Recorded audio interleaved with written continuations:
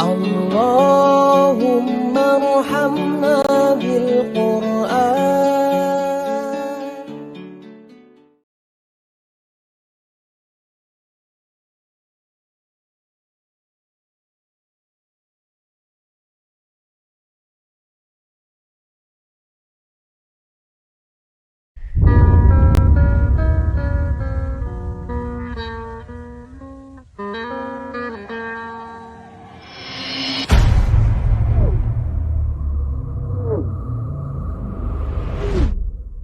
Dan orang-orang Yaman secara umum Nabi sudah memberikan pengakuan.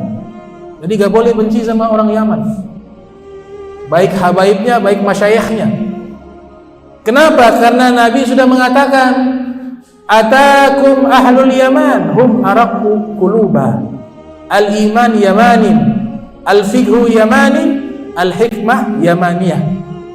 Nabi bersabda, akan datang kepada kalian orang-orang Yaman, mereka hatinya lembut, iman tempatnya di Yaman, fikih tempatnya di Yaman, hikmah tempatnya di Yaman. Ini sabda Nabi kita Muhammad sallallahu alaihi wasallam. Oleh sebab itu ada seorang Yaman terkenal namanya Uwais Al-Qarani. Sayyiduna Uwais Al-Qarani. Di kampungnya Qaran itu mereka menganggap beliau orang gila. Nabi pernah menyatakan, padahal ini Uwais Al-Qarani tidak pernah berjumpa dengan Nabi Muhammad SAW, tapi hidup sezaman dengan Nabi SAW. Beliau punya ibu, seorang ibu yang sudah tua, rindu ingin berjumpa dengan Nabi, tidak bisa karena merawat ibunya.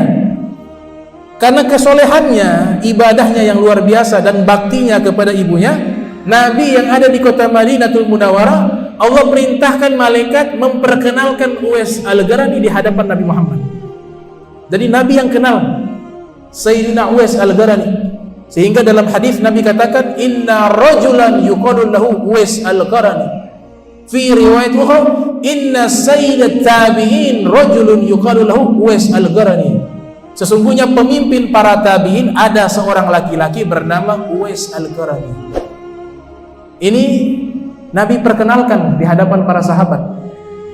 Sayyidina Uwais Al-Qarani dianggap gila oleh orang-orang sekitar, karena orang-orang sekitar itu tidak paham betapa cintanya Uwais Al-Qarani kepada Allah dan kepada Nabi Muhammad. Orang kalau sudah cinta kepada Allah, cinta kepada Nabi Muhammad, maka jasadnya saja di dunia, tapi pikiran dan hatinya tidak di dunia. Makanya seakan-akan seperti orang gila. Dalam kitab Uqala'ul Majadin, ada satu kitab karya ilmiah judulnya Uqala'ul Majanin. Ini kitab saya beli di Mesir, tidak ada di tempat lain, di Mesir. Kitab itu judulnya Uqala'ul Majanin, orang-orang waras di kalangan orang gila. Orang-orang waras di kalangan orang gila. Bagi mereka yang sudah mengenal Allah, mengenal Nabi Muhammad SAW, orang-orang yang tidak mengenal Allah dan Rasulullah menganggap dia gila. Tapi bagi mereka terbalik, yang gila adalah orang-orang tersebut. Sehingga dikatakan, man arafa nafsa kana dhalilan indan nas. Orang yang mengenal dirinya, maka dia akan merasa hina di sisi manusia. Wa man arafa rabbah kana majnunan indan nas. Orang yang mengenal Allah, maka dia seakan-akan seperti orang gila di kalangan manusia. Nah, ini ilustrasinya adalah Uwais Al-Qarani. Uwais Al-Qarani kalau lewat di satu kampung, anak-anak kecil diceritakan dalam kitab Syarhul Ainiyah yang disusun oleh Al-Habib Ahmad bin Zaid Al-Habsyi. Juga diceritakan oleh Al-Imam Abu Nuaim Al-Asbahani dalam kitabnya Hilyatul Awliya wa Tabaqatul Asfiya. Juga diceritakan oleh Al-Imam Muhammad bin Ahmad Az-Zahabi yang lahir 673 Hijriah, meninggal 748 Hijriah, dalam kitabnya Syiaru A'lami Nubala. Mereka ceritakan, beliau kalau lewat di satu perkampungan, anak-anak kecil lempar pakai batu. Orang gila, orang gila. Kata Sayyidina Uwais, wahai anak-anak, jangan kau lempar saya di kaki, lempar saja di punggung. karena kaki ini sebentar malam mau pakai sholat kepada Allah. Beliau punya sholat, diceritakan di dalam kitab-kitab para ulama, sholatnya itu ada jadwal. Jadi hari ini nanti sholat berdirinya lama. Berdirinya lama. Dia baca itu surat-surat yang panjang-panjang. Itu berdirinya dari ba'da isya sampai dekat subuh. Sudah dekat subuh baru dia ruku sujud. Selesai 2 rakaat. Tunggu waktu beberapa menit untuk azan. Jadi dia sudah terbiasa. Sudah mendekati subuh baru dia sujud. Dia sujud, dia ruku, dia sujud. Besoknya dia ganti jadwal lagi. Beliau ganti jadwal. Besoknya beliau lamakan ruku. Jadi rukunya itu beliau ruku mulai dari ba'da surat isya sampai dekat subuh. Besoknya lagi ganti jadwal, lamanya di sujud.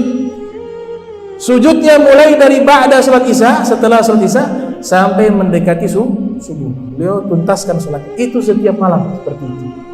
Makanya dia katakan kepada anak-anak tersebut, jangan kalian lempar di kaki. Ini kaki menggunakan sholat, cukup lempar di punggung saya. Subhanallah. Dia kalau cari makan, ya beliau kalau cari makan, cari di tempat sampah, karena orang fakir, orang miskin. Ketika pergi ke tempat sampah, ada roti, di hadapannya ada seekor anjing. Dia berbicara dengan anjing, ya kalab, kul mimma yalik wa ana akul mimma yali. Wahai anjing, kau makan bagianmu, aku makan bagianku. Kau makan bagianmu, aku makan bagianku. Kemudian dia katakan, saya dan kamu ini di dunia pangkatnya sama. Saya tidak lebih mulia darimu, dan kamu juga tidak lebih mulia dariku. Nanti kalau saya lolos melewati jembatan Sirat dan saya masuk ke dalam surga, maka ana khairun, saya lebih baik. Wa illa, kalau saya terpeleset masuk ke dalam neraka, maka engkau lebih baik dari saya. Kenapa? Karena engkau ketika di hari kiamat dihisab, setelah itu jadi tanah. Ya laitani kuntu turaba. Orang kafir mengatakan seandainya kami jadi tanah, jadi hewan. Kenapa? Karena proses panjang manusia dihisab di yaumil kiamat. Tapi kalau saya masuk surga, maka saya lebih baik daripadamu. Jadi sekarang kita adil saja. Kau makan bagianmu, aku makan bagianmu. Subhanallah. Dibagi 2 dengan anjing. Makan. Luar biasanya, beliau ambil itu roti dari tempat sampah, beliau bagi 3. Padahal sudah susah ini. 1/3 dibagi, 1 bagian sedekah kepada fakir miskin. Padahal di kampung itu paling miskin beliau. 1 bagian sedekah kepada fakir miskin, 1 bagiannya orang tua, 1 bagiannya saya. Itu selalu dilakukan oleh Uwais Al-Qarani. Bagaimana amalan seperti ini Allah tidak lihat? Bagaimana kalau punya hati seperti ini Nabi tidak kenal? Tidak mungkin. Sehingga Nabi katakan bahwa Uwais Al-Qarani masdur fi ahli al-ard wa masyhur fi ahli sama. Beliau tidak terkenal di bumi, tapi beliau terkenal di langit, kata Nabi Muhammad SAW. Sayyidina Uwais Al-Qarani. Bahkan Nabi memberikan wasiat kepada Sayyidina Umar dan Sayyidina Ali bin Abi Thalib. Ya Umar, ya Ali, idza laqitum, kalau kalian bertemu dengan Uwais Al-Qarani, minta kepadanya istighfar kepada kalian. Ini wasiat Rasulullah SAW diberikan kepada Imam Ali dan Sayyidina Umar bin Khattab. Para ulama sepakat, Sayyidina Umar bin Khattab dan Sayyidina Ali bin Abi Thalib ini jauh lebih mulia daripada Uwais Al-Qarani, karena sahabat. Uwais Al-Qarani tabi'in. Tapi Nabi mengajarkan kita agar selalu meminta doa kepada siapapun. Boleh jadi doanya lebih mustajab dibanding kita. Jangan lihat daripada gambaran fisik. Siapapun yang hadir prasangka baik kepada siapapun. Bisa jadi yang duduk di sana lebih baik daripada yang berbicara. Bisa jadi yang dianggap hina justru mulia di sisi Allah. Bisa jadi yang dianggap tidak memiliki apa-apa di sisi Allah justru dia adalah seorang wali min auliyaillah. Maka diajarkan tarbiyah oleh Nabi Muhammad SAW agar selalu memperbaiki hati, islahul qulub, tahsinul qulub, tazkiyatul qulub, perbaiki hati, sucikan hati. Maka hal ini yang mengantarkan kita dekat dengan Allah, dekat dengan Nabi Muhammad sallallahu alaihi wasallam. Hanya diriwayatkan Sayyidina Umar bin Khattab ketika menjabat sebagai khalifah, ketika ada rombongan haji dari Yaman, beliau kumpulkan mana orang-orang Yaman untuk mencari tahu di mana itu Uwais Al-Qarani. Karena ini wasiat Rasul, meminta istighfar kepada beliau. Kumpulkan orang-orang Yaman. Ketika orang Yaman sudah berkumpul, ditanya mana suku namanya Murad. Suku Murad mana? Dipisahkan lagi. Mana lagi suku Qaran? Dipisahkan lagi. Ternyata dapat seorang tua, satu orang yang sudah tua. Sayyidina Umar bin Khattab bertanya kepadanya, wahai orang tua, engkau berasal dari kota Qaran, kampung Qaran? Iya benar. Ada gak seorang yang bernama Uwais Al-Qarani? Maka orang tua tersebut mengatakan, ada wahai Amirul Mukminin, tapi itu orang gila. Kenapa engkau cari orang gila wahai Amirul Mukminin? Kata Sayyidina Umar, di mana dia? Dia sedang menjaga kambing-kambingnya kami. Kami berangkat ini bawa kambing, dia yang gembalakan. Sekarang dia ada di satu bukit. Sayyidina Umar bin Khattab lari, cari itu Uwais Al-Qarani ke rumah Sayyidina Ali bin Abi Thalib. Wahai Imam Ali, sudah ketemu dengan laki-laki yang bernama Uwais yang Nabi wasiatkan kepada kita untuk meminta istighfar kepadanya. Maka Imam Ali bin Abi Thalib keluar bersama Sayyidina Umar bin Khattab. Mereka pergi di satu bukit. Ternyata di situ Sayyidina Uwais Al-Qarani sedang sholat.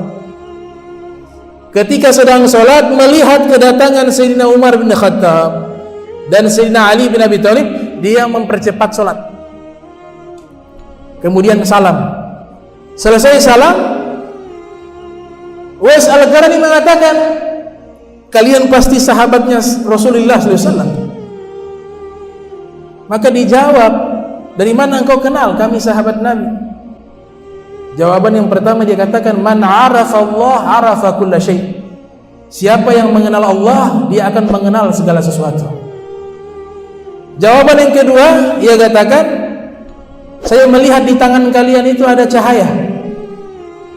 Saya melihat di tangan kalian berdua itu ada cahaya. Artinya tangan kalian itu pernah berjabat tangan dengan tangannya Nabi Muhammad. Pernah berjabat tangan dengan tangannya Nabi Muhammad SAW. Makanya Sayyidina Anas bin Malik punya murid namanya Thabit bin Aslam Al-Bunani. Itu Thabit bin Aslam Al-Bunani diceritakan dalam kitab Hilyatul Awliya. Kalau sahabat bernama Sayyidina Anas bin Malik, gurunya datang, tangannya Sayyidina Anas bin Malik diambil oleh Thabit, kemudian tangan tersebut diusapkan di wajahnya, di kepalanya, di dadanya, di punggungnya, sampai Sayyidina Anas bertanya, wahai Thabit, apa yang kau lakukan?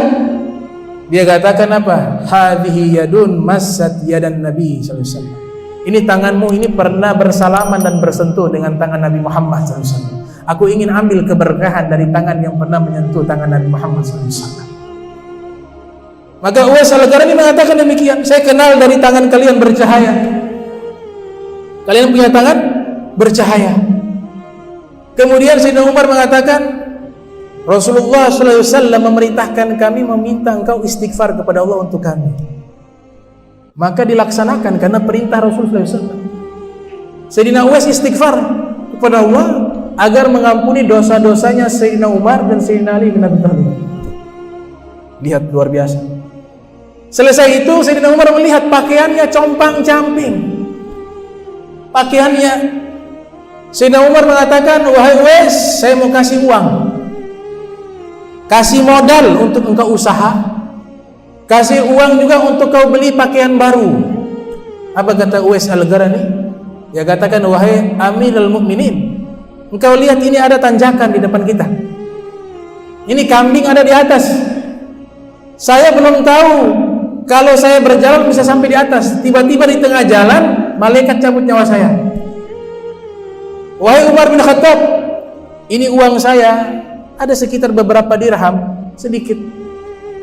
Ini ada di tangan saya. Saya belum tahu dan belum bisa menjamin apakah saya sempat menghabiskan uang ini ataukah nyawa saya dicabut terlebih dahulu sebelum sempat menghabiskan uang tersebut. Jadi saya tidak butuh uang tersebut, saya tidak butuh itu pakaian. Sayyidina Umar teriak, ini jadi khilafah, saya takut di yaumil qiyamah dihisab oleh Allah Subhanahu wa taala. Jabatan dihisab.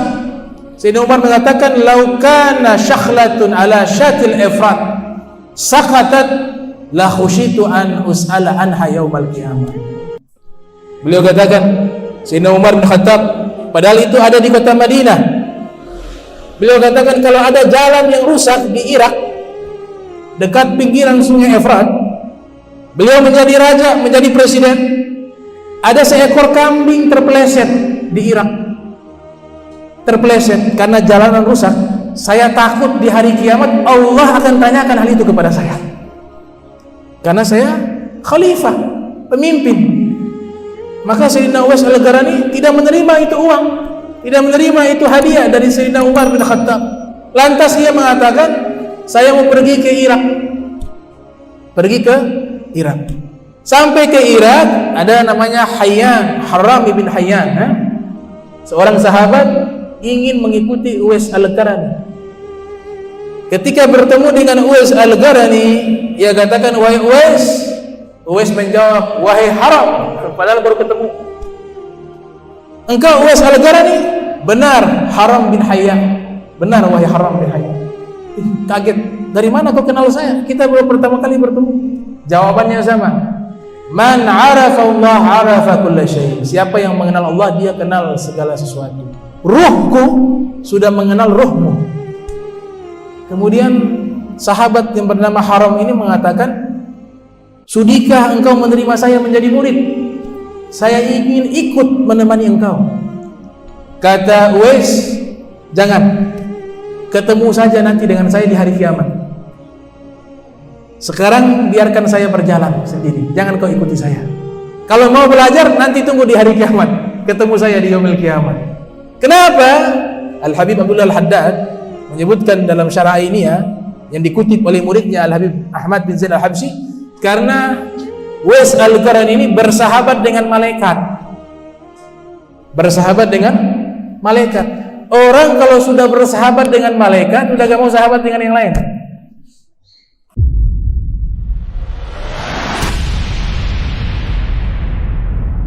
Sadaqallahul azim.